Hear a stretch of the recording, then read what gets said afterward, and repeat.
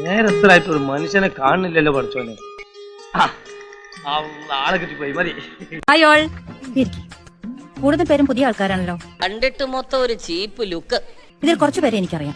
നമുക്ക് ആ പഴയ ക്ലീശ പരിചയപ്പെടലൊന്നും വേണ്ട.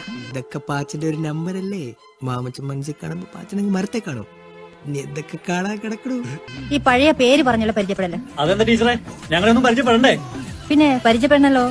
പറ, നിന്റെ പേരെന്താ? ഇട്ടിപ്പെട്ട് സാധനം വളഞ്ഞത് തന്നെ. ബബീഷ്. ബബീഷ്.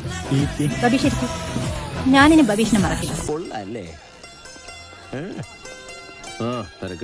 മറക്കും ഇല്ല.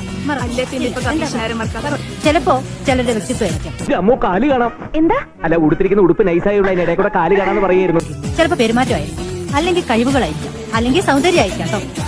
ഇതുപോലെ ഓരോ കാരണങ്ങൾ കൊതിപ്പിക്കല്ലേ ഭഗവാനെ. ഒരു വ്യക്തിയെ നമ്മുടെ ഓർമ്മകളിൽ നിലനിർത്തുന്ന പ്രധാന കാര്യങ്ങൾ. ടീച്ചറിന്റെ പേരെന്താ? എന്റെ പേര് സുധി. തമ്പി മുതല പോട വേണ്ടിയത് പോടുங்க. കണ്ണ് രണ്ട് കൂസുത്. ഞാൻ പോട്ടെ, പോകാൻ വരട്ടെ. ഇഷ്ടപ്പെട്ടെങ്കിൽ ലൈക്ക് ചെയ്യണം, കമന്റ് ചെയ്യണം.